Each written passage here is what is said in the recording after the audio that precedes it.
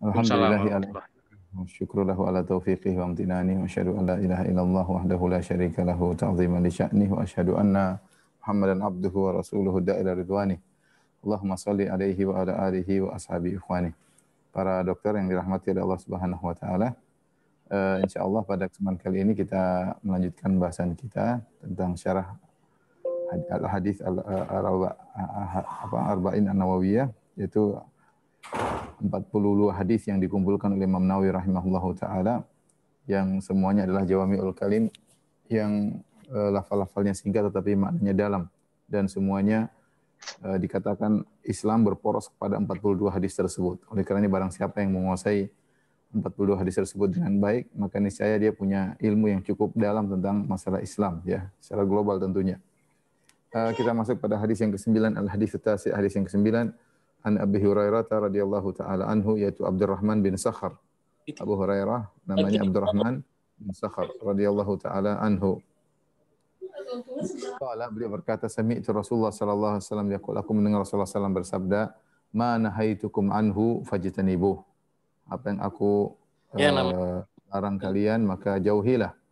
Wa ma amartukum bihi fa'tu minhu mastata'tum. Apa yang aku perintahkan kalian untuk mengerjakannya, ya, maka kerjakanlah semampu kalian. Fa innama ahlakal ladzina min qablikum, sungguhnya yang telah membinasakan orang-orang sebelum kalian, kasratu masail, banyaknya pertanyaan mereka, wa ikhtilafuhum ala anbiya'ihim, dan bagaimana mereka menyelisihi nabi-nabi mereka. Rawahul Bukhari wa Muslim, ya. Hadis riwayat Imam Bukhari dan Muslim itu muttafaqun alaih. Saya ulangi, dari Abu Hurairah radhiyallahu taala anhu, beliau berkata, sami'tu Rasulullah sallallahu alaihi wasallam yaqul, aku mendengar Rasulullah sallallahu alaihi wasallam bersabda, ma nahaitukum anhu fajtanibuhu. Apa yang aku larang maka jauhilah, tinggalkanlah, jauhilah. Wa ma amartukum bihi fa'tu minhu mastata'tum. Apa yang aku perintahkan maka kerjakanlah semampu kalian. Fa inna ma ahlakal ladzina min qablikum kathratu masailihim, ya, wa ikhtilafuhum ala anbiya'ihim. Dan sungguhnya yang telah membinasakan umat-umat terdahulu sebelum kalian adalah banyak bertanya dan menyelisihi nabi-nabi mereka, ya. Tapi hadis ini hadis tentang kaidah dalam meninggalkan larangan dan dalam menjalankan perintah. Kemudian di akhir hadis Nabi SAW menjelaskan sebab binasanya umat-umat terdahulu sebelum umat Islam adalah kasratu masailim, terlalu banyak tanya, wa ikhtilafuhum ala anbiya'ihim, dan mereka menyelisihi nabi-nabi mereka. Hadis ini ada sebab wurudnya. Kalau Al-Quran kita bilang sebab nuzul, kalau hadis disebut dengan sebab wurudil hadis, sebab tentang datangnya hadis. Itu Abu Hurairah radhiyallahu anhu berkata, khatabana Rasulullah sallallahu alaihi wasallam. Satu hari Rasulullah sallam berkhutbah kepada kami. Kemudian dia berkata, ya ayuhan nas, inna Allah farada alaikumul hajj. Ya. Wahai manusia sekalian, sungguhnya Allah telah mewajibkan kalian untuk berhaji. Fahujju, maka berhajilah kalian. Faqala rajulun, tiba-tiba ada seorang berkata, akulla amin ya Rasulullah, apakah harus berhaji setiap tahun ya Rasulullah? Fasakata. Hatta qala salasan. Rasulullah SAW diam, tidak menjawab. Rasulullah sudah bilang, Allah menyuruh kalian berhaji, mewajibkan kalian berhaji, maka berhajilah. Rasulullah tidak mengatakan tiap tahun atau beberapa tahun sekali. Rasulullah SAW hanya mengatakan, fahujju, maka berhajilah. Tahu ada yang berkata, akulla amin ya Rasulullah, apakah setiap tahun kita harus berhaji? Rasulullah SAW tidak menjawab. Orang ini ulang lagi, akulla amin ya Rasulullah, apakah setiap tahun? Rasulullah tidak menjawab. Dia ulang lagi, akulla amin, apa setiap tahun? Maka Rasulullah SAW berkata, lau qultu na'am la wajabat. Kalau saya bilang iya, maka akan menjadi wajib bagi kalian. Wala mastata'tum, kalau sudah wajib setiap tahun, kalian tidak bakalan mampu untuk melakukannya. Subhanallah, ini adalah mukjizat Nabi sallallahu alaihi wasallam, ya. Kalau mungkin kita pikir zaman dulu tidak terbayangkan Islam akan jumlahnya sampai miliar, ya. Mungkin tiap tahun mungkin bisa, ya. Nabi dulu kaum muslimin berapanya haji wada Nabi SAW mungkin sekitar 100.000 orang. Seandainya tiap tahun mungkin saja bisa mereka lakukan, ya. Tapi sekarang orang mau haji aja harus ngantri bahkan puluhan tahun, ya, bahkan ada yang sampai 50 tahun harus ngantri karena yang daftar terlalu banyak sementara kursi terbatas. Intinya Nabi mengatakan, "Lau qultu na'am," kalau aku mengatakan iya, la wajibat, maka akan wajib bagi kalian haji untuk setiap tahun. Walamma sata'tum, kalian tidak bakalan mampu. Zaruni ma taraktukum, biarkanlah aku apa yang aku tinggalkan. Yang aku tidak jelaskan enggak usah tanya-tanya. Inna ma halaka man kana qablakum su'aluhum wa ikhtilafuhum anbiya'ahum. Sungguhnya yang buat orang-orang sebelum kalian binasa adalah mereka terlalu banyak tanya dan mereka menyelisihi nabi-nabi mereka. Fa idza amartukum bi syai'in fa'tu minhu mastata'tum. Jika aku perintah kalian tentang sesuatu maka kerjakanlah semampu kalian. Wa idza nahaitukum an syai'in fada'uh. Kalau kalian aku larang terhadap sesuatu maka tinggalkanlah. Ya, maka tinggalkanlah. Ini adalah sebab urut daripada hadis tersebut. Sebelum kita membahas tentang apa yang dilarang, bagaimana kaidah dalam menghadapi apa yang meninggalkan apa yang dilarang dan dalam kaidah bagaimana menjalankan apa yang diperintahkan, kita akan menjelaskan tentang kasratu al-masail, tentang adab-adab dalam bertanya. Ya, karena Nabi menjelaskan bahwasanya di antara sebab yang binasakan umat-umat terdahulu adalah terlalu banyak bertanya dan penyelisihan terhadap nabi mereka ya. Taib Nabi sallallahu alaihi wasallam mengatakan di antara sebab binasanya umat-umat terdahulu kasrati masailihim. Ya.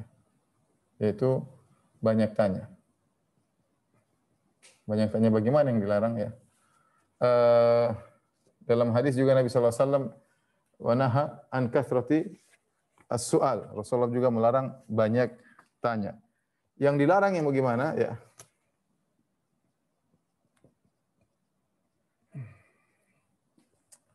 Di antaranya bertanya pada hal yang tidak dibutuhkan.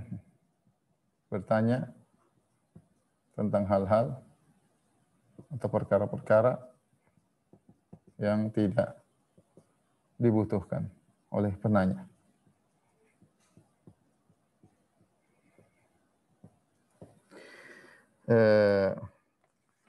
Seperti orang bertanya sekarang ya, contoh ya, ada yang pernah bertanya apa hukum makan dinosaurus misalnya, apa hukum makan daging dinosaurus, ini buat apa ya, dinosaurusnya sudah tidak ada ya, nanti dibahas lagi ya, bagaimana cara nyembelih dinosaurus ya, dinosaurus halal atau haram, buat apa dibahas ya. Contoh lagi misalnya seorang pernah bertanya kepada seorang ustadz, jika saya di bulan saya sholat menghadap mana ya, menghadap mana dan kapan waktunya. Kita bilang pertanyaan seperti ini, seandainya dia astronot maka tidak jadi masalah. Tapi kalau dia bukan astronot ya, cuma kerja misalnya di bumi, kemudian dia tanya, kalau saya di bulan saya menghadap mana ya. Sampai ada seorang ustadz pernah ditanya, dia cerita sama kita, saya pernah ditanya sama orang, Ustadz bagaimana kalau saya di bulan, saya sholat waktunya bagaimana menentukannya, dan saya harus menghadap mana. Maka ustadz tersebut mengatakan, nanti kalau kamu sampai di bulan SMS saya ya. Sampai di bulan SMS saya, insya Allah saya jawab ya. Ini tidak perlu, kalau Anda astronot mungkin Anda boleh bertanya, tapi kalau Anda bukan astronot tidak perlu bertanya ya. Ini pernah dilakukan oleh sebagian orang kepada Nabi sallallahu alaihi wasallam dalam hadis. Rasulullah berkata, siapa yang bertanya saya akan jawab. Datang sebagian orang berkata, ya Rasulullah, aina ana? Saya di mana? Di surga atau di neraka? Subhanallah. Apa perlu tanya seperti itu? Ya. Sampai ada yang bertanya, ya Rasulullah, man abi? Siapa bapakku? Kata Rasulullah, bapak fulan. Ya.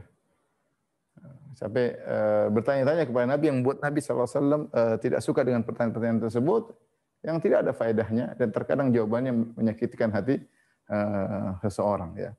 Oleh karenanya kalau seorang bertanya adalah perkara yang dibutuhkan oleh penanya. Kalau kita sibuk bertanya yang bukan urusan kita, akhirnya kita sibuk dengan perkara yang tidak bermanfaat dan kita meninggalkan perkara yang bermanfaat. Ini yang jadi terkadang penyakit seorang. Pengin tahu banyak masalah yang bukan urusan dia. Yang dia tahu pun tidak bisa merubah kondisi, ini sekedar wawasan, padahal bukan urusan dia. Sehingga apa yang perlu untuk dia perhatikan, untuk dia jalankan malah dia tinggalkan ya. Makanya Nabi SAW mengatakan min husni islamil mar'i tarkuhu ma la ya'ni. Di antara keelokan Islam seorang meninggalkan yang bukan urusannya. Dan seorang dai, seorang ustaz kalau ditanya, orang ini bertanya yang tidak ada faedah bagi dia, tidak usah dijawab, tidak harus dijawab. Bukan urusan dia. Kalau urusan dia, apa kita jawab? Penting. Kalau bukan urusan dia, nggak usah dijawab ya. Contoh bertanya, apa namanya, untuk apa namanya, cari apa ya namanya ya, cari masalah ya, masalah atau terlalu dalam ya, yang intinya apa namanya, yang tidak perlu ya. Ada seorang bertanya-tanya terlalu, bagaimana kalau begini, oh, kita bilang ya sudah, ngapain cari masalah, pertanyaan yang terlalu bikin permasalahan terlalu panjang ya. Orang seperti ini tidak usah kita jawab ya. Permasalahan yang bikin masalah, yang terlalu dalam-dalam, terlalu berlebihan ya, seperti ini tidak perlu dijawab. Contohnya adalah pertanyaannya Bani Israel.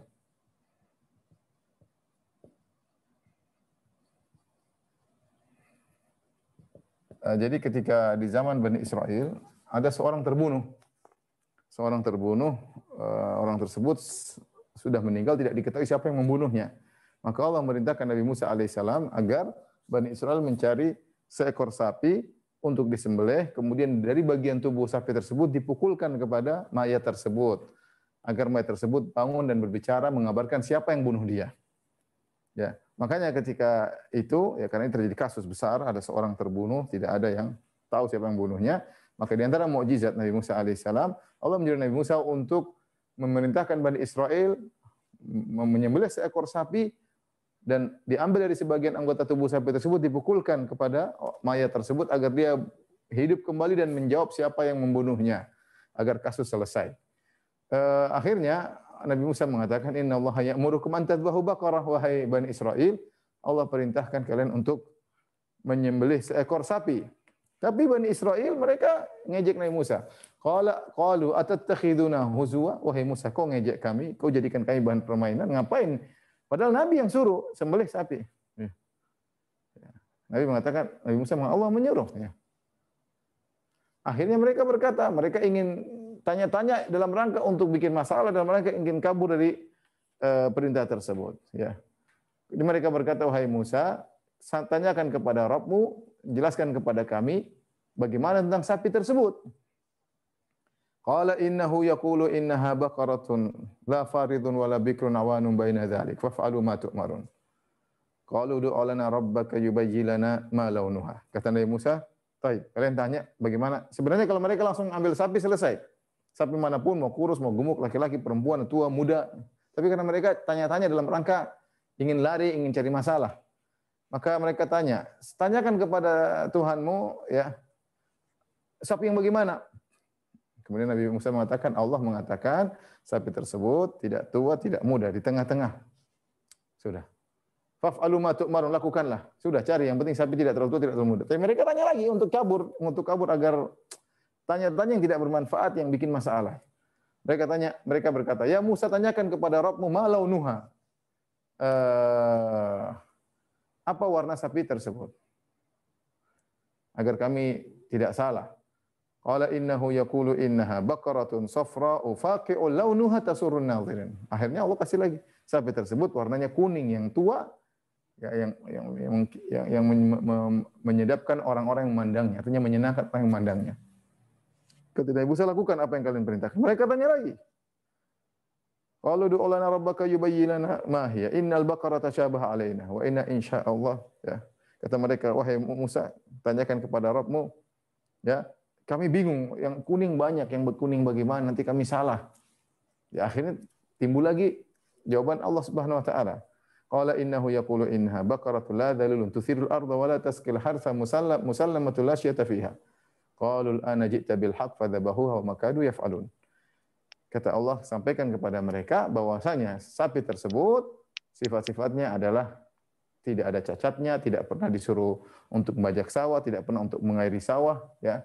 Cari sapi yang seperti itu. Artinya mereka hampir-hampir tidak dapat sapi seperti itu. Ini contoh pertanyaan-pertanyaan yang bikin permasalahan, bikin kegaduhan, ingin lari daripada kewajiban. Ya, seorang dai harus ngerti pertanyaan seperti ini tidak perlu dijawab, dan kita tidak perlu bertanya seperti pertanyaan-pertanyaan seperti yang tidak kita perlukan dan bikin masalah, ya. Kemudian juga di antara pertanyaan yang tidak boleh adalah pertanyaan perkara-perkara yang Allah sembunyikan.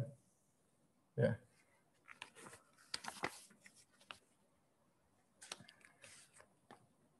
Tentang hal-hal yang Allah sembunyikan. Contoh tentang ruh, misalnya. Tentang hakikat ruh.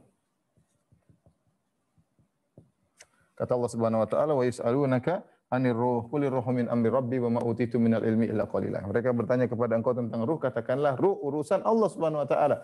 Wa ma utitu minal ilmi illa qalila. Kalian tidak diberi ilmu kecuali hanya sedikit. Tidak mampu kalian memahami hakikat ruh, ilmu kalian cuma sedikit. Atau tentang kapan hari kiamat. Ini juga tidak ada yang tahu, tidak bisa. Nabi saja tidak tahu. Mal mas'ulu anha bi alamin sa'il, kata Nabi sallallahu alaihi wasallam, Jibril tidak tahu, yang ditanya tidak tahu, yang bertanya juga tidak tahu. Ketika Jibril bertanya, "Ya Muhammad, akhbirni anis sa'ah." Wahai Muhammad, kabarkanlah kepadaku kapan hari kiamat. Kata Nabi sallallahu alaihi wasallam, "Mal mas'ulu anha bi alamin sa'il." Yang ditanya tidak lebih tahu daripada yang bertanya. Sama-sama tidak tahu. Allah sembunyikan. Atau bertanya tentang misalnya, ya, bagaimananya zat dan sifat-sifat Allah. Ini tidak ada yang tahu bagaimana zat Allah, bagaimana tangan Allah, bagaimana wajah Allah. Ya, ini tidak perlu kita bahas dan tidak sampai kepada kemampuan kita. Seperti bertanya tentang hakikat takdir, ya, misalnya, ya, bertanya tentang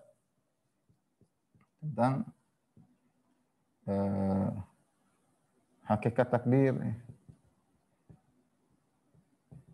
Kata Rasulullah SAW, "Idza dzukira al-qadar fa'amsiku." Kalau disebut tentang takdir, maka tahanlah diri kalian. Allah berfirman, "La yus'alu amma yaf'alu wa hum yus'alun." Allah tidak ditanya tentang apa yang dilakukan, tapi mereka yang ditanya-tanya. Kenapa Allah ciptakan iblis? Kenapa kita harus turun di bumi? Kenapa Adam harus begini? Ya, itu ngapain dia tanya gitu? Enggak ada yang bisa jawab Anda, dan tidak ada yang bisa menjelaskan. Itu rahasia Allah Subhanahu wa taala. Al-qadar sirullahil maktum.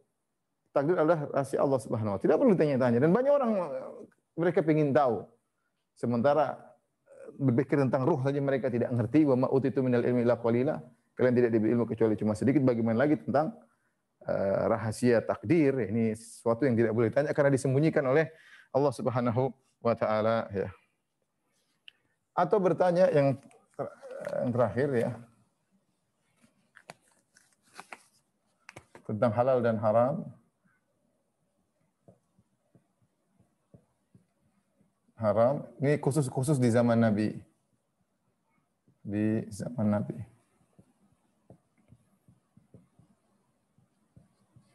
Ya, ini yang Rasulullah SAW mengatakan, "Zaruni ma taraktukum." Ya, biarkan aku apa yang aku tidak jelaskan, tidak usah tanya-tanya. Ya, seperti tadi, "Ya Rasulullah, apakah haji setiap tahun?" Seperti tadi pertanyaan. Rasulullah mengatakan, "Berhajilah." Dia tanya, "Apakah haji setiap tahun?" Tidak usah ditanya. Ya, apakah haji setiap tahun? Tidak perlu ditanya, ya, seperti ini, ya. Tanya sesuatu yang, makanya di antara dosa besar adalah seorang di zaman Nabi SAW bertanya suatu perkara yang tadinya halal jadi haram gara-gara banyak tanya. Ini khusus di zaman Nabi. La tas'alu an asya'in tubda lakum tasukum. Kata Allah, wahai orang beriman, janganlah kalian bertanya tentang suatu perkara-perkara kalau dijelaskan akan tidak menyenangkan kalian. Ini berlaku di zaman Nabi SAW, khusus di zaman Nabi. Adapun zaman sekarang seorang bertanya tentang halal dan haram agar dia punya ilmu. Baik. Ini tentang kasratu masailihim, di antara hal yang menyebabkan binasanya umat terdahulu terlalu banyak tanya. Adapun adab bertanya, ya, adab bertanya. Ya, adab bertanya tentu kebalikan dari tadi, yaitu bertanya kalau perlu saja. Kalau perlu, ya. Ya, bertanya kalau perlu. Makanya para sahabat disebutkan, para sahabat mereka sangat sungkan bertanya kepada Nabi. Ya. Para sahabat segan bertanya kepada Nabi. Sampai sebagian sahabat mengatakan, saya mau tanya kepada Nabi sampai setahun saya simpan pertanyaan tersebut baru saya tanya kepada Nabi SAW. Karena apa? Nabi yang karismatik, mau nanya nggak enak ya. Makanya dalam Al-Quran cuma ada yas'alunaka 12 kali. Ya, dalam Al-Quran perkataan wa yas'alunaka. Mereka bertanya kepada engkau. Padamu. Itu cuma hanya 12 kali. Yas'alunaka 'anil khamri wal maisir. Mereka bertanya kepada engkau tentang judi dan khamar. Yas'alunaka 'anil yatama. Mereka bertanya kepada engkau tentang anak yatim. Yas'alunaka 'anil ahillah. Mereka bertanya kepada engkau tentang hilal-hilal. Ya. Wa yas'alunaka 'anil mahid. Mereka bertanya kepada engkau tentang haid. Sedikit pertanyaan sahabat yang Allah abadikan dalam Al-Quran. Wa yas'alunaka madza yunfiqun. Mereka bertanya kepada engkau tentang apa yang mereka harus infakkan. Wa yas'alunaka 'anil anfal. Mereka bertanya kepada engkau tentang harta ghanimah misalnya. Seperti dalam Al-Quran 12 kali. Ya. Ya, jadi tanya kalau perlu saja. Oleh karenanya dahulu para sahabat disebutkan dalam riwayat, mereka senang kalau ada orang Arab Badui yang datang. Datang orang minal badiyah, rajulun aqil, seorang laki yang cerdas. Kemudian dia bertanya kepada Nabi sallallahu alaihi wasallam dan kami sedang mendengar. Dan Nabi sallallahu alaihi wasallam memberi uzur. Beda sahabat yang bersama dengan Nabi, yang melihat selalu bersama Nabi, melihat kondisi Nabi. Mereka punya ilmu banyak, tapi orang Badui datang tiba-tiba bertanya, Rasulullah SAW jawab. Mereka memang perlu. Karena mereka tinggal di Badui, tinggal jauh dari, tidak sering bersama Nabi SAW. Makanya sahabat senang kalau ada orang Badui tanya-tanya ya. Makanya saya sering sampaikan dalam pengajian, kalau ada orang sukanya nanya terus, tidak sabar, tidak lihat-lihat kondisi, tidak malu-malu, itu seperti Badui ya. Seperti Badui ya. Ya, tapi intinya Rasulullah kasih uzur kepada orang-orang Arab, orang Arab Badui. Kenapa? Karena mereka memang jauh dari ilmu. Mereka tidak tinggal di kota bersama Nabi, sehingga kalau mereka tanya Rasulullah SAW jawab ya. Dan para sahabat senang, ada tambahan ilmu. Kalau ada Arab Badui datang. Sampai disebut dalam sebagian riwayat, para sahabat kasih pemberian kepada seorang Arab Badui, dikasih hadiah. Kamu tanya sama Rasulullah SAW. Mereka senang karena ada tambahan ilmu. Dikasih pemberian harta, entah kain, entah baju, entah apa, dikasih untuk bertanya kepada Rasulullah SAW. Makanya dalam hadis banyak sekali datang seorang Arab Badui bertanya kepada Nabi. Datang seorang Arab Badui bertanya kepada Nabi sallallahu alaihi wasallam. Maka ini bertanya kalau perlu. Kemudian ada bertanya di antaranya juga niat yang benar ketika bertanya. Kenapa ikhwan? Karena bertanya adalah ibadah. Bertanya adalah ibadah. Adalah ibadah, maka butuh niat. Kata Allah Subhanahu wa taala tentang bertanya ya fas'alu ahla dzikri in kuntum la ta'lamun. Bertanyalah kepada orang berilmu jika kalian tidak mengetahui. Berarti ibadah. Kita bertanya enggak tahu itu ibadah. Maka ada adabnya. Ada bertanya kepada seorang ahli ilmu dengan adab, dengan penghormatan, to the point, tidak basa-basi, menghargai dan yang lainnya karena kita ingin kita dapat pahala ya. Bagaimana kalau penanya perempuan terhadap ustadz laki-laki, ya juga harus punya adab, tidak asal ketawa ketiwi tanya kepada ustadz, senyum-senyum bikin ustadznya terfitnah dan yang lainnya. Kita harus punya adab dalam bertanya kepada ahli ilmu ya, karena bertanya adalah ibadah. Betapa banyak jawaban-jawaban para ulama, bahkan mereka menulis buku gara-gara pertanyaan yang datang. Contohnya Syekhul Islam Ibnu Taimiyah rahimahullah, betapa banyak buku-buku beliau gara-gara pertanyaan seorang seperti Aqidah Wasithiyah, Risalah Tadmuriyah, ya, Al-Marraqisyiyah, banyak tulisan beliau, Majmu' Fatawa, rata-rata itu adalah pertanyaan-pertanyaan yang dijawab oleh Ibnu Taimiyah dan Masya Allah berkah sampai sekarang orang mengambil ilmu dari jawaban-jawaban Syekhul Islam Ibnu Taimiyah rahimahullahu taala. Baik, yang terakhir mengenai pertanyaan tentang perkara yang belum terjadi.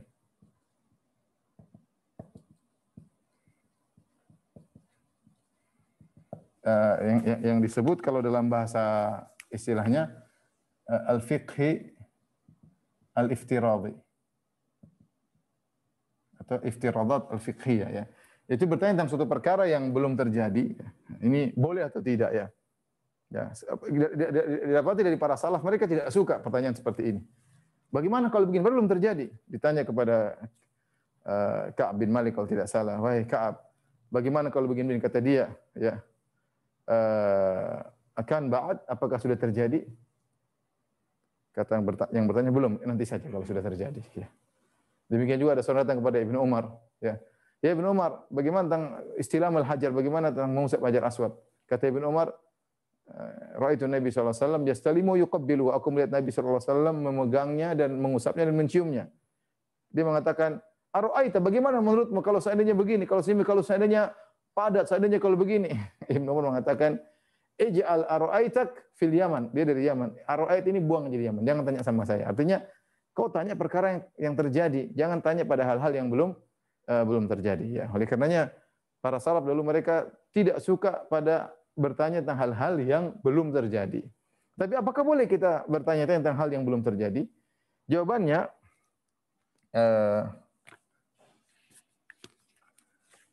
kalau perkara tersebut mustahil,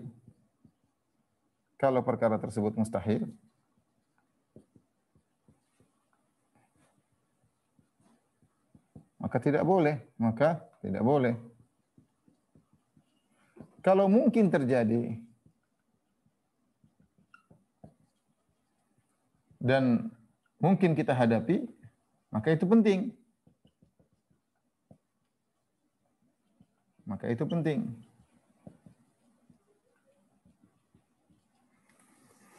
Perkara yang mustahil misalnya apa? Ustadz, bagaimana hukumnya tadi kalau seandainya Ka'bah terbang ya Ustadz, misalnya kita lagi di Ka'bah atau Ka'bah terbang, gimana kita menghadap Ka'bah gimana misalnya? Ini enggak perlulah tanya-tanya seperti itu ya. Yang hal yang mungkin tidak mustahil tapi sangat jauh untuk mungkin kita dapati kenyataannya ya. Ka'bah terbang, wah. Tanya kalau saya lagi di Ka'bah, saya sholat atau Ka'bah terbang bagaimana Ustaz? Saya yang hadap mana? Ikut hadap Ka'bah atau hadap posisi Ka'bah? Ini pembahasan lagi repot. Enggak perlu lah, itu mungkin jarang terjadi bagi dirimu. Tapi kalau mungkin terjadi dan mungkin kita hadapi perkara, maka itu penting untuk kita ketahui ya. Ini pernah ditanyakan oleh salah seorang sahabat ya. Kalau saya salah Miqdad ya, dia bertanya kepada Nabi sallallahu alaihi wasallam itu, "Ya Rasulullah," dalam Sahih Bukhari ya, dalam Sahih Muslim, "Ya Rasulullah, bagaimana kalau saya ketemu dengan musuh? Saya bertempur dengan dia. Kemudian dia motong tanganku ya Rasulullah. Kemudian saya lanjutkan peperangan, tiba-tiba dia kalah dan saya akan membunuh dia, tiba-tiba dia mengucapkan la ilaha illallah.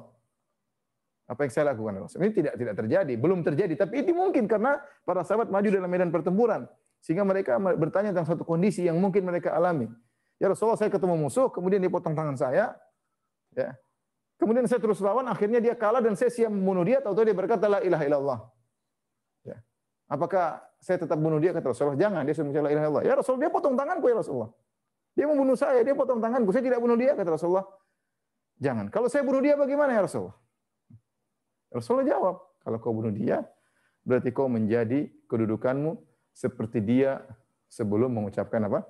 La ilaha illallah. Intinya Rasulullah melarang. Tapi ini contoh bahwasanya para sahabat bertanya tentang sesuatu yang mungkin terjadi ya. Mungkin terjadi.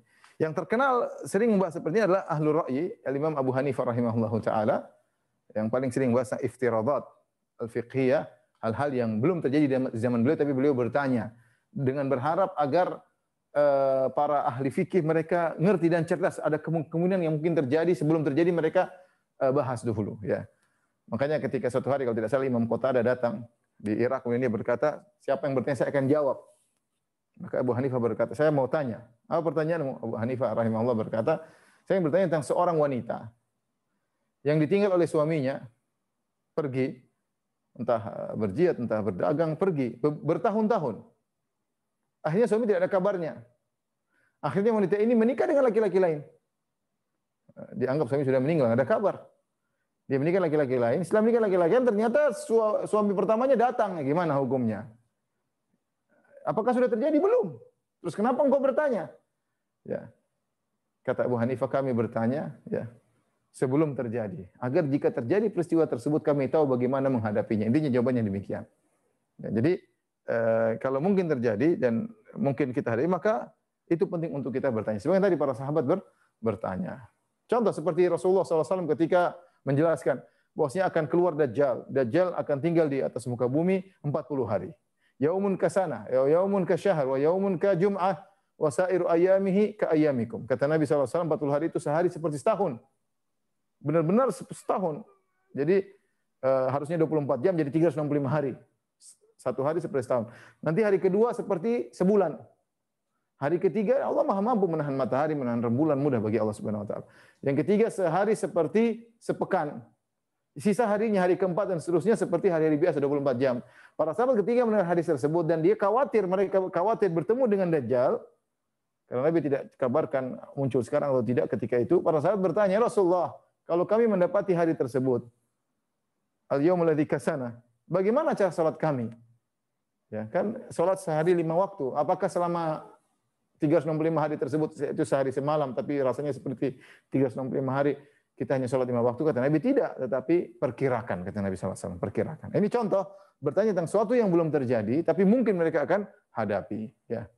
Dan ternyata para ulama zaman sekarang dalam banyak permasalahan-permasalahan fikih mereka mengambil faedah dari fikih-fikih yang tadi, yang al-fikih al-iftiradi yang belum terjadi, yang dibahas oleh ulama dahulu ternyata terjadi zaman sekarang ya. Jadi intinya ini perlu ada bertanya. Adapun di luar dari pertanyaan itu ya apa namanya yang terlalu banyak tanya yang tidak benar, maka itu kita jauhi. Ya ini tadi jauhi. Saya lupa juga di antaranya bertanya-tanya kepada banyak ustadz ya untuk tarakhus. Apa itu tarakhus? Itu cari-cari pendapat yang ringan, cari-cari pendapat yang paling ringan. Ini juga tidak boleh. Ya, seorang tugasnya mencari seorang ustadz yang dia percayai, kemudian dia tinggal bertanya ilmu yang dia percaya ustadz itu punya ilmu, tanya, jawabannya amalkan. Jangan ustadz A bilang gini, coba tanya ustadz B. Ustadz B juga masih haram. Coba ustadz C. Ustadz C juga masih haram. Aduh, A, B, C ini ustadznya semuanya tegas. Coba ustadz D. Ustadz D bilang, makruh. Wah, ini boleh. Ustadz D ini fleksibel, ustadz D ini bijak. Padahal sesuai dengan hawa nafsunya. Tidak boleh seorang seperti itu bertanya. Dia harus bertanya kepada ustadz yang dia yakini atau ulama yang dia yakini. Ilmuannya ditanya, kalau dijawab maka dia kerjakan. Bukan tanya sana tanya sini dalam rangka mencari-cari keringanan. Wallahu alam bisawab. Tolong dihapus.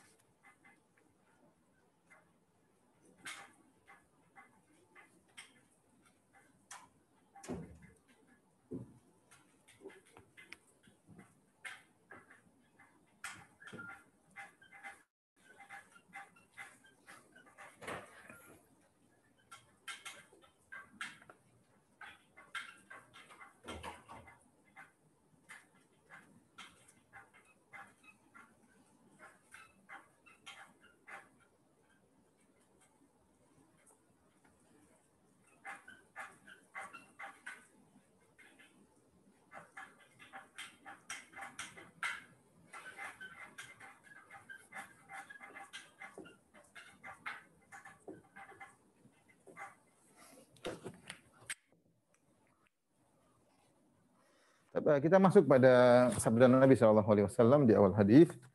Kata Nabi SAW, ma nahaitukum anhu fajtanibuhu. Ma nahaitukum anhu fajtanibuhu. Kemudian, wa ma amartukum bihi fa'tu minhu mastata'tum.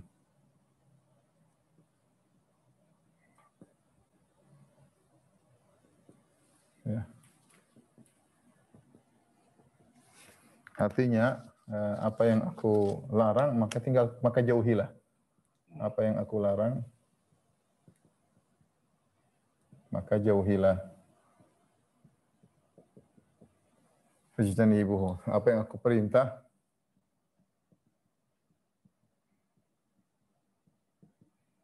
kerjakanlah semampumu, kerjakanlah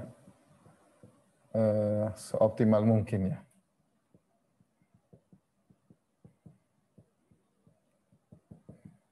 Ini sama seperti firman Allah, fattaqullaha mastata'tum, mirip seperti firman Allah Subhanahu wa taala, fattaqullaha mastata'tum. Kata Allah Subhanahu wa taala, fattaqullaha mastata'tum.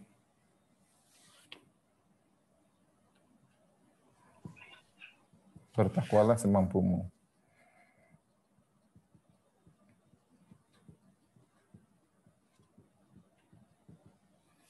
Baik, di sini perhatikan, ketika berkaitan dengan ini, berkaitan dengan yang dilarang, ini berkaitan dengan yang diperintahkan. Ketika Nabi SAW mengatakan, apa yang aku larang maka jauhilah, ya, perintah jauhilah. Bukan hanya sekedar tidak dikerjakan, bahkan Nabi menyuruh untuk dijauhi. Ya. Maka seorang berusaha menjauhi yang dilarang oleh Nabi SAW. Bahkan bukan sekedar tidak melakukan, bahkan menjauhi. Oleh karenanya banyak perkara-perkara yang Rasulullah SAW haramkan atau Allah haramkan, Allah juga larang hal-hal yang mendekati kepada perkara tersebut. Contoh seperti zina. Zina adalah perkara yang haram, dan hal yang mengantarkan kepada zina banyak diharamkan oleh Allah Subhanahu wa taala, diharamkan oleh Rasulullah SAW, seperti berkhulwat. La yakhluwanna ar-rajulu imra'atin illa kana syaitanu tsalitsahuma, tidaklah seorang laki-laki dan perempuan berduaan kecuali syaitan yang ketiga. Syaitan hadir membuat syahwat mereka bergejolak dan yang lainnya. Rasulullah Allah mengatakan, qul mu'minuna yaghuddu min absarihim wa yahfadhu furujahum dzalika azka lahum innallaha khabirun bima yasnaun wa qul lil mu'minati yaghuddna min absarihinna wa yahfadhna furujahun. Katakanlah kepada laki-laki, tundukkan pandangan, karena pandangan yang mengantarkan kepada bencana-bencana berikutnya. Kalau dia melihat sesuatu yang menggoda, menggerakkan syahwatnya, maka dia tundukkan. Wanita pun demikian. Ini contoh hal-hal yang dilarang karena bisa menjerumuskan kepada zina. Maka kalau ada dilarang oleh Nabi SAW, bukan hanya kita dilarang untuk melakukannya, kita berusaha untuk menjauhinya. Kata Nabi SAW, fajtanibuhu, ya, jauhilah, ya, jauhilah, ya. Adapun yang Rasulullah SAW perintahkan, wa ma amartukum bihi fa'tu minhu mastata'tum. Apa yang aku perintahkan untuk dikerjakan, maka seoptimal mungkin, semaksimal mungkin untuk bisa mengerjakannya, ya, semaksimal mungkin, ya. Kalau bisa lakukan secara sempurna, kalau tidak bisa lakukan yang semampunya. Misalnya ada orang, kita ingin membantu orang, ya, orang lagi sakit, kita punya uang cuma segitu, ya sudah, kita hanya bisa dia biaya perobatan sebagian. Dia tidak mampu untuk membantu seluruh biaya perobatannya. Ya, ma'alal muhsina min sabil. Orang berbuat kebaikan tidak tercela, ya, semampu kita cuma segitu. Ya, misalnya, ya. Atau misalnya kita sholat, kita nggak bisa sholat berdiri, sholat duduk, nggak ada masalah. Kemampuan kita cuma segitu, ya. Oleh karenanya, mana yang lebih utama? Ini ada pembahasan di kalangan para ulama, di kalangan para ulama. Mana yang lebih utama? Apakah meninggalkan larangan atau menjalankan perintah? Dua-duanya tentu penting, tapi dari sisi pahala atau dari sisi keutamaan, mana yang lebih utama? Meninggalkan larangan ini berpahala, menjalankan perintah juga berpahala. Namun keduanya mana yang lebih utama? Maka ada tinjauan, ya, dibahas oleh para ulama, mana yang lebih utama?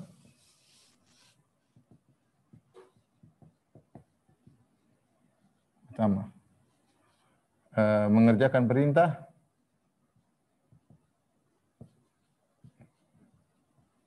atau meninggalkan larangan.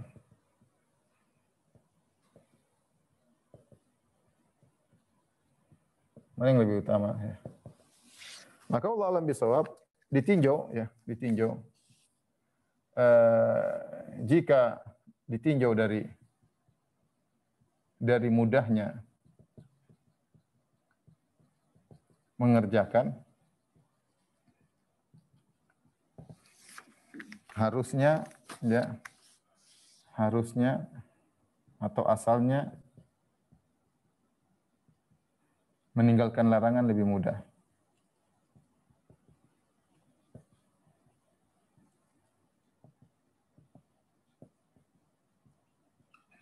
Kenapa meninggalkan larangan lebih mudah?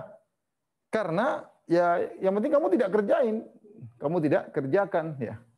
Kamu tidak kerjakan. Adapun kalau menjalankan perintah ya kita harus mengajarkan sesuatu. Ya. Kan kalau kita tidak apa namanya tidak berzina, sudah jangan pergi ke tempat perzinahan. Tinggal ninggalin aja gampang. Ya, kemudian apa? Jangan ganggu-ganggu cewek. Sudah, ninggalin aja kan mudah. Beda kalau mau sholat, mau haji kan harus usaha. Ya, kalau makanya ditinjau dari mudah untuk ditinggalkan, harusnya asalnya meninggalkan larangan lebih mudah. Ya, harusnya lebih mudah. Ini pendapat sebagian ulama ya. Karena makanya Nabi ketika mengatakan fajitanibuhu, Nabi mengatakan tinggalkan, tidak ada keringanan. Beda dengan ini, ketika Nabi mengatakan kerjakanlah, ada keringanan semampumu. Artinya kalau tidak mampu ya sudah. Kalau ini pasti mampu, seakan-akan ini pasti mampu untuk ditinggalkan. Pasti mampu untuk ditinggalkan ya. Namun ini pun ada pendapat yang lain, ini dikritik ya. Tidak secara mutlak ya. Atau namun ini tidak berlaku secara mutlak, kita katakan hal ini tidak berlaku secara mutlak.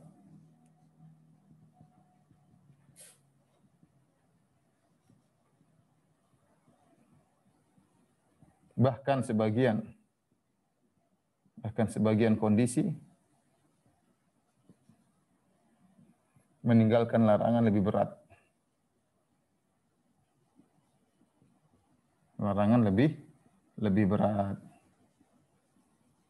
Lebih berat ya. Makanya sebenarnya mengatakan bukanlah orang yang baik adalah yang mengerjakan kebajikan. Yang mengerjakan kebaikan orang baik bisa, orang fajir juga bisa ya.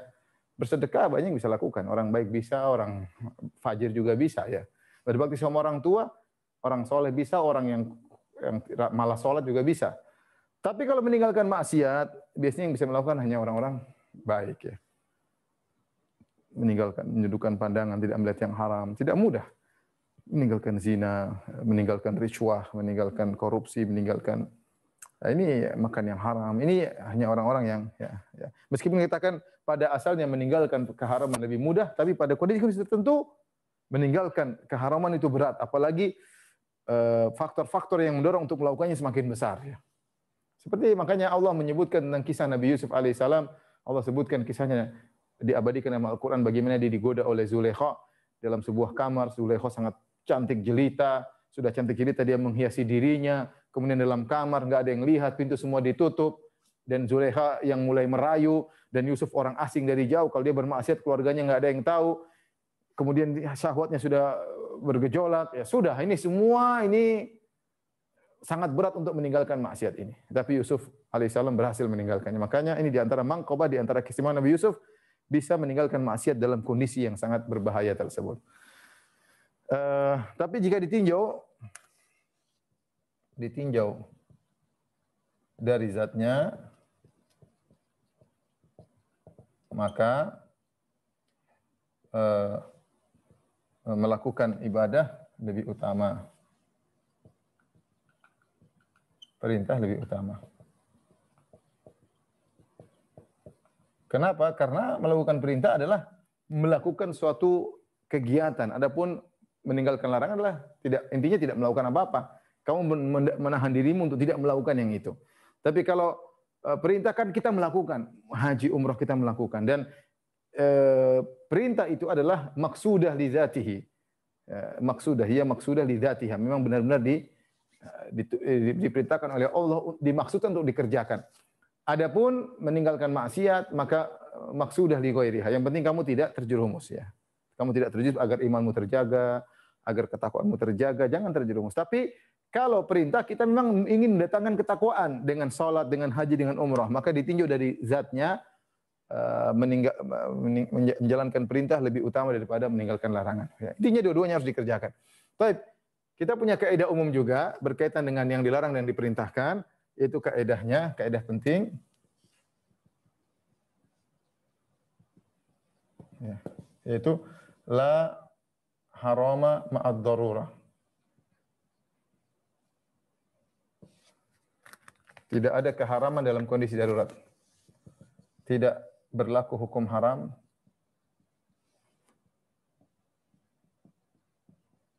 dalam kondisi darurat.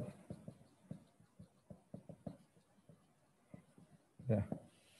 Allah berfirman dalam Al-Quran, "Faman iturra fi mahmasatin ghairu mutajanifin fil itsm, fa innallaha ghafurur rahim." Maka seorang kalau dia makan yang haram dalam kondisi darurat maka boleh. Dia makan daging babi, boleh, dalam tidak ada makan lain. Tidak ada makanan lain ya. Ini contoh ya. Tapi syaratnya dua syarat.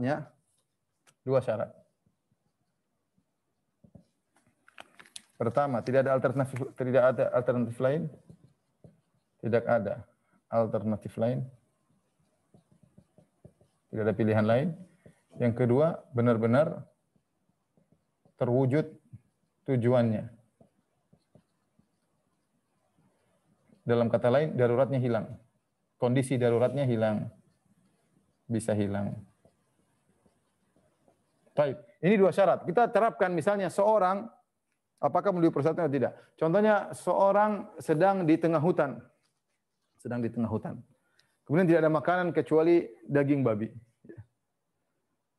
Tidak ada makanan. Apakah ada alternatif lain? Tidak ada. Misalnya dia cuma dapat daging babi misalnya ya.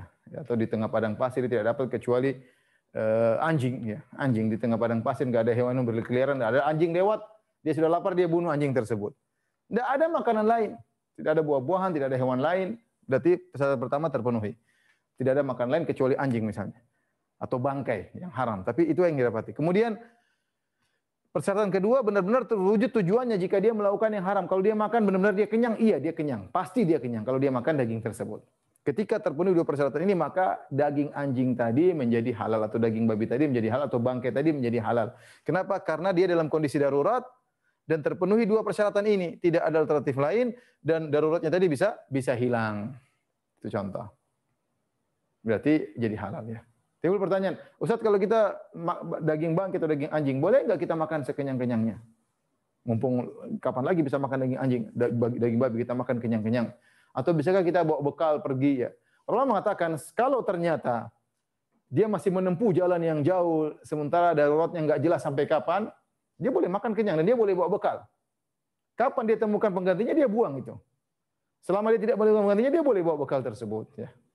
Ya, lain halnya kalau dia tahu sebentar lagi saya akan sampai satu kampung ya, dia jangan kenyang-kenyang, secukupnya saja, yang penting dia bisa sampai. Ya, yang penting dia bisa sampai. Lihat situasi dan kondisi. Baik, pertanyaan berikutnya lagi masalah ini contoh pertama. Contoh berikutnya misalnya berobat dengan yang haram.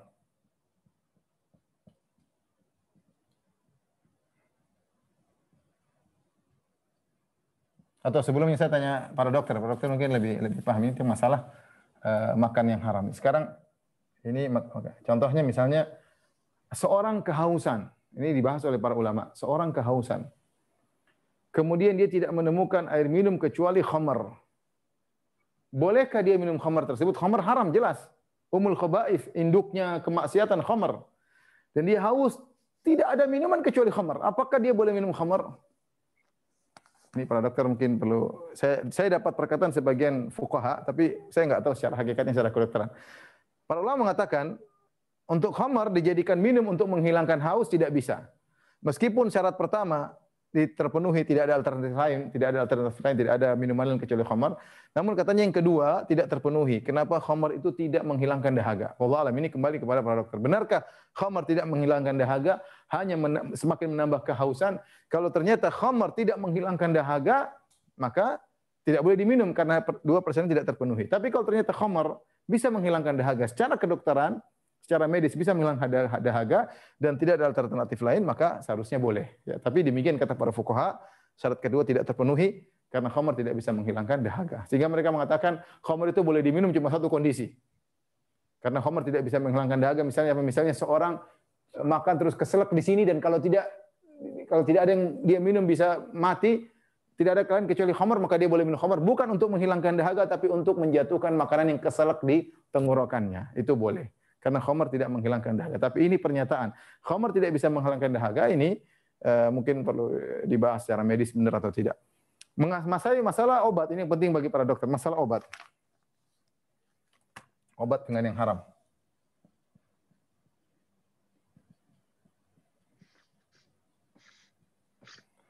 Obat dengan yang haram. Bagaimana hukum pengobatan dengan yang yang haram. Seperti dengan benda yang najis, ya. Misalnya dengan daging babi misalnya, ya. Para ulama membagi menjadi dua, ya. Untuk berobat dengan khamar ada nas khusus. Tidak boleh, ya. Dengan khamar atau tidak boleh. Tidak boleh secara mutlak. Karena ada nasus dalam Sahih Muslim, Rasulullah ditanya tentang khamar, Rasulullah mengatakan bukan obat, tidak boleh digunakan. Adapun selain khamar, seperti mungkin perkara yang najis atau haram, ya, maka banyak ulama mengatakan berlaku ini hukumnya boleh dengan jika dipenuhi persyaratan. Hukumnya boleh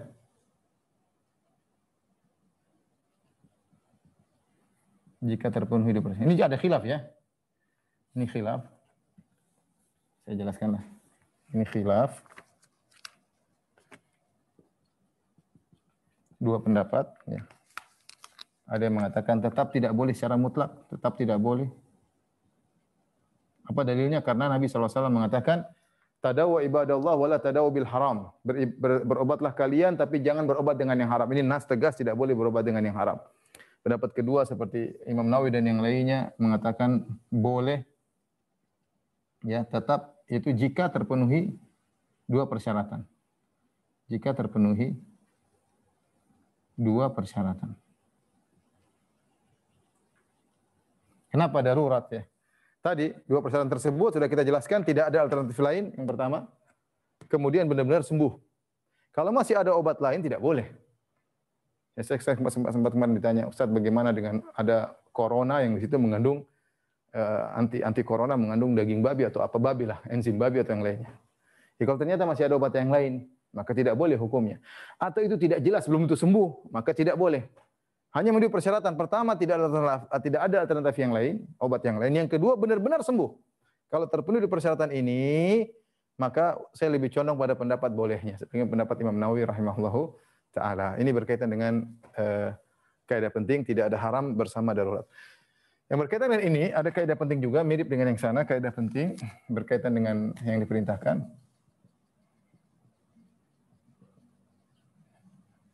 La wajiba ma'al ajiz. Yaitu tidak ada kewajiban jika tidak mampu. Atau tidak ada, atau gugur kewajiban jika tidak mampu.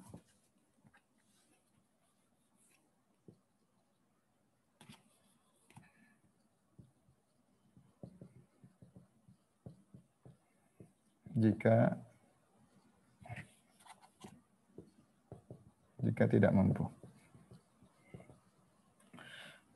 Contohnya apa? Contohnya, ya kita bisa ambil juga, misalnya seorang haji tidak mampu, ya sudah sakit ya nggak usah haji, ya.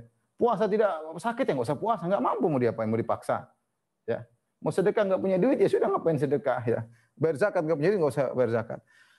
Kemudian turunannya jika mampu sebagian maka kerjakan yang mampu saja.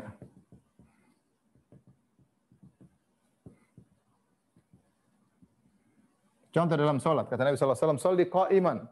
Salatlah kau dalam kondisi berdiri. Fa illam tastati' fa qa'idan. Jika kau tidak mampu maka dalam kondisi duduk. Jika kau tidak fa ala jam, kau tidak mampu salat dalam kondisi duduk maka berbaring.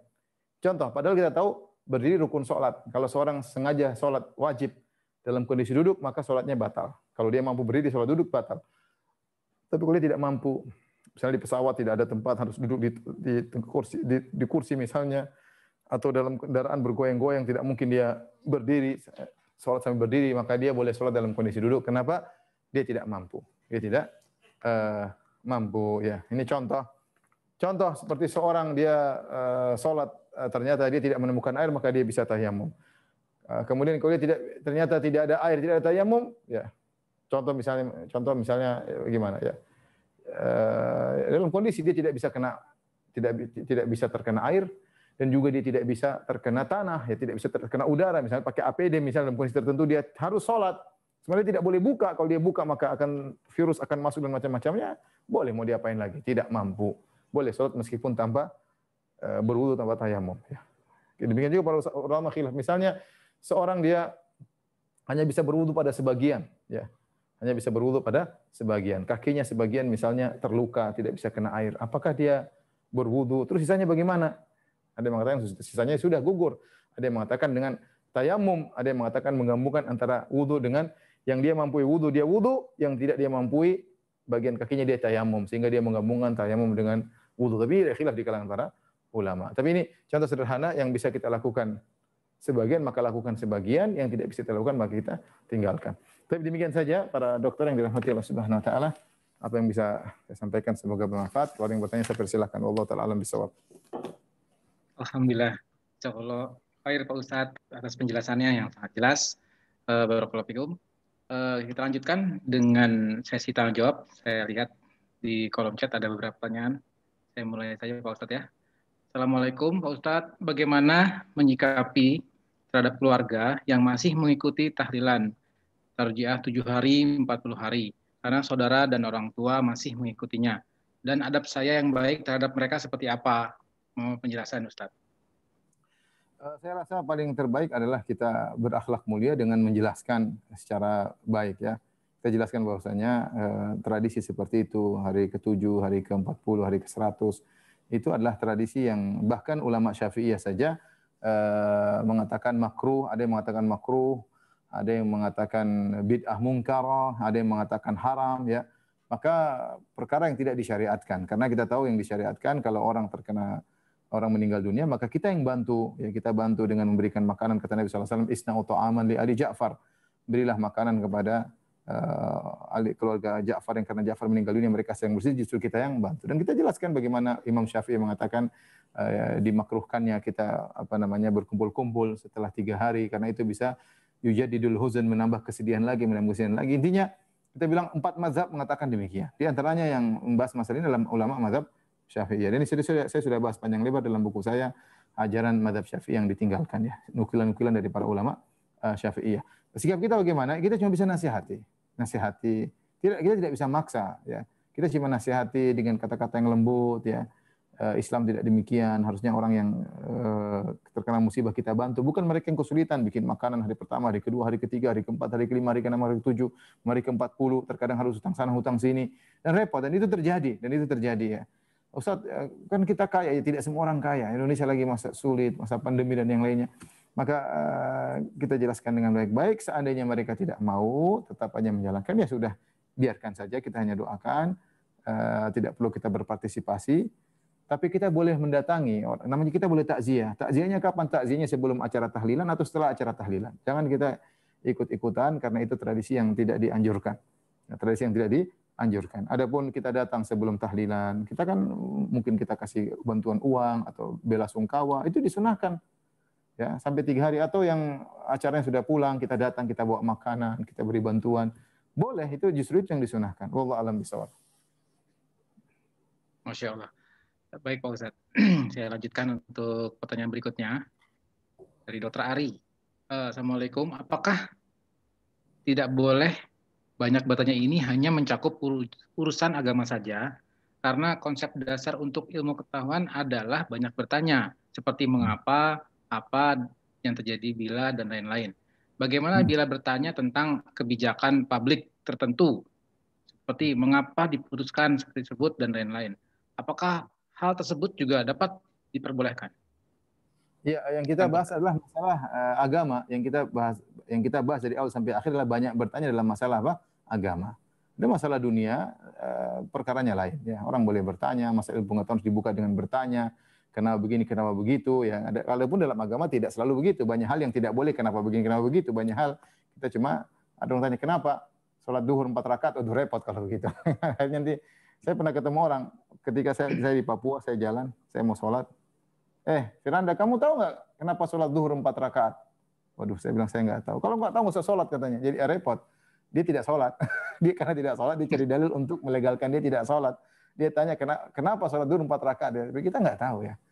Oleh karena ketika ada seorang datang kepada Aisyah, dia bertanya, Rimada nu'maru biqada'i siyam wala nu'maru biqada'i salat. Ya Aisyah, kita wanita, Kenapa kalau kita haid, kita tetap disuruh mengqadha puasa, karena haid tidak bisa puasa. Tapi kita tidak disuruh mengqadha salat.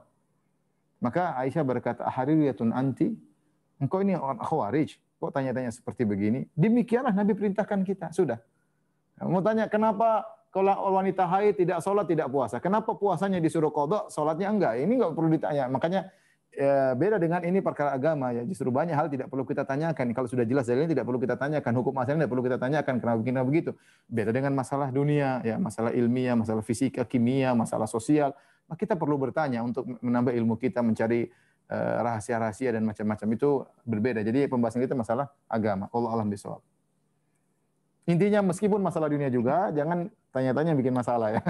Tanya-tanya yang bijak, yang bermanfaat, Baik, benar. Ya, syukran Pak Ustadz. Ya, berikutnya ada pertanyaan Pak Ustadz dari seorang akhwat ini. Ya. Assalamualaikum, izin bertanya Pak Ustadz terkait laksanakan perintah semampumu. Apa tanggapan Ustadz bila ada wanita beralasan belum mampu melaksanakan perintah untuk menutup aurat? Tidak mampu jelas. Yang dimaksud yang tidak mampu, contoh Nabi mengatakan, "Shalli qa'iman fa illam tastati' fa qa'idan." Salat berdiri. Kalau kau tidak mampu berdiri, enggak bisa, mau jatuh ya duduk. Itu benar-benar tidak mampu. Bukan tidak mau, beda tidak mampu dengan tidak mau ya. Sekarang kamu kenapa tidak bisa pakai jilbab? Saya tidak mampu apa? Enggak bisa beli jilbab, saya belikan. Terus tidak mampu apanya? Bukan tidak mampu, tidak mau. Beda. Islam membedakan antara tidak mampu dengan apa? Tidak mau atau belum mau, bahasa apa namanya, bahasa mungkin lembutnya belum mau ya, ada belum dapat hidayah. Dia bilang aja bukan belum mampu, belum mau ya. Kalau kita bicara istita'ah, kemampuan secara syariat ya seperti tadi, seperti orang berhaji. Kenapa berhaji? Tidak mampu. Kenapa tidak mampu? Enggak ada duit. Ya, benar-benar tidak mampu. Kenapa belum haji? Tidak mampu. Kenapa? Saya sudah daftar, suruh ngantri 20 tahun. Ya sudah, itu berarti tidak mampu, benar-benar tidak mampu ya. Beda, kamu kenapa tidak haji? Uangmu ada. Bisa naik travel plus langsung berangkat, bisa. Terus kenapa? Belum mampu. Bukan belum mau. Itu namanya belum mau ya. Allah alam bisawab. Masya Allah. Ya, berikutnya dari Arya Dwi. Ini mengenai larangan nih, sepertinya Pak Ustadz. Assalamualaikum, izin bertanya Ustadz. Apakah boleh memakai diskon yang ada di aplikasi seperti GoPay, OVO atau sejenisnya? Syukur. Itu kembali kepada status kita ketika kita meletakkan uang di uang elektronik tersebut ya. Lembaga-lembaga yang menangani uang elektronik tersebut, ketika kita meletakkan uang, ada beberapa pendapat memang, tapi pendapat yang benar bahwasanya status uang kita kepada dia itu seperti kita meletakkan uang di bank. Mereka seperti bank kecil yang kita taruh uang pada mereka dan mereka berhak untuk mengelola uang tersebut. Mereka berhak mengelola untuk uang tersebut, seakan-akan kita mengutangkan uang kepada dia. Jadi statusnya kalau kita taruh uang di bank, apa statusnya? Statusnya kita mengutangkan bank. Kenapa kita mengutangkan bank? Karena uang tersebut boleh diolah oleh bank. Dia boleh mengolah, dia boleh jual belikan, dia boleh meminjamkan kepada yang lain, dia boleh kasih dana kepada yang lain, dia letakkan di bank yang lain agar dapat bunga juga boleh. Jadi uang itu benar-benar milik. Kapan kita butuhkan dia kasih.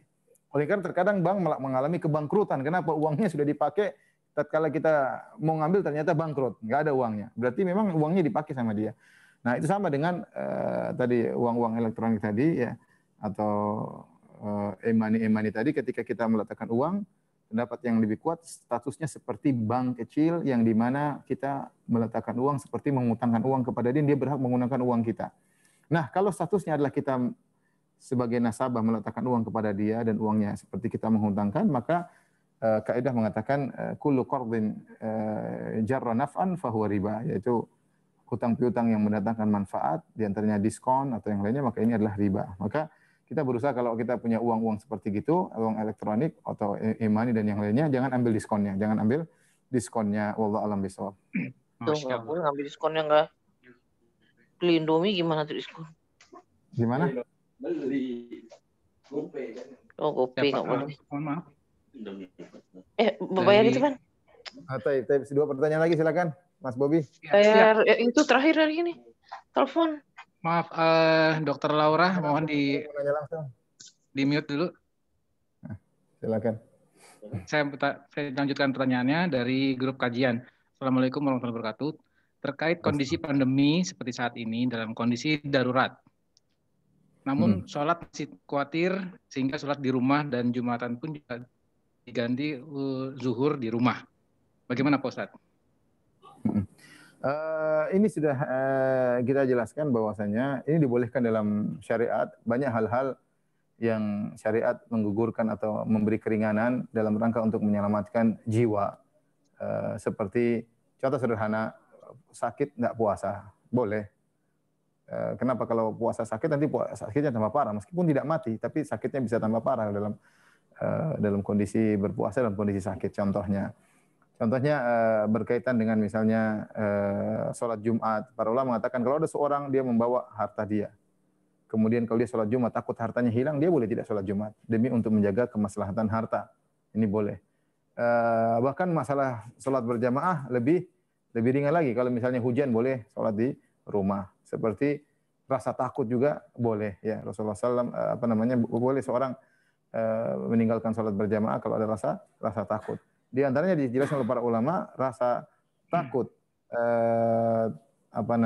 terkena penyakit, contohnya khaufan minal marad, takut terkena penyakit. Dan itu yang difatwakan oleh mayoritas ulama di dunia ini, ya, setahu saya ulama-ulama yang muktabar, yang maksud saya ulama-ulama kibar, tidak ada yang khilaf tentang masalah ini, bolehnya seorang meninggalkan jamaah dalam kondisi pandemi. Ya, dia boleh sholat di rumah. Ya, dia bukan meninggalkan sholat, tidak. Dia berpindah dari sholat di masjid menuju sholat di rumah. Atau dia sholat di masjid tapi dengan protokol kesehatan. Nanti kalau misalnya dalam kondisi sudah nyaman, ya dia boleh seperti biasa lagi, seperti normal kembali. Terkadang dalam kondisi tertentu kita nggak bisa ke masjid. Kenapa? Masjid kita ternyata tidak menjalankan protokol kesehatan.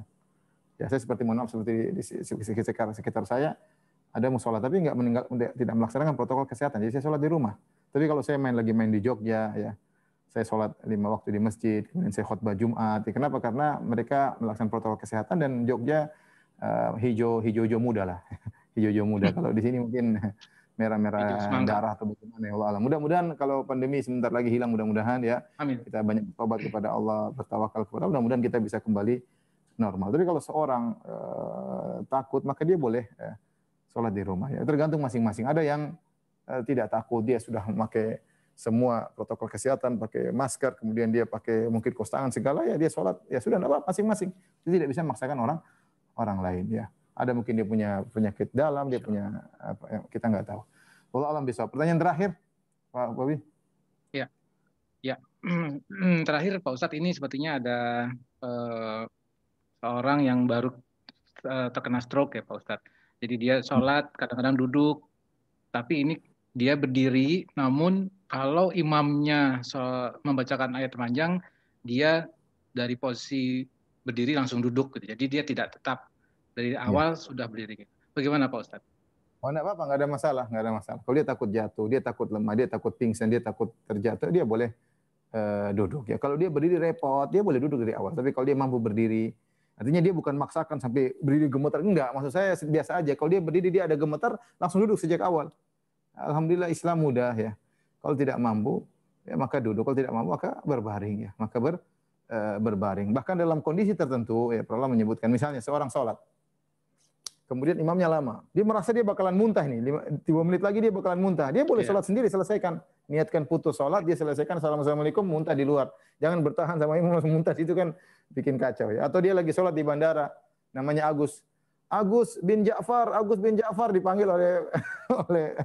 oleh bandara. Ya sudah, dia langsung sholat sendiri. Imamnya masih lama, cabut. Nggak ada masalah. Artinya itu boleh ya. Boleh kalau kita hanya berdiri kemudian kita duduk, itu diperbolehkan. Wallahu a'lam bishawab. Alhamdulillah saya senang dalam kondisi sakit masih semangat sholat. Mudah-mudahan Allah berikan segera kesembuhan dan semoga dilipat gandakan pahalanya. Demikian, atas kurang lebihnya saya mohon maaf. Wabillahi taufiq wal hidayah. Assalamualaikum warahmatullahi wabarakatuh.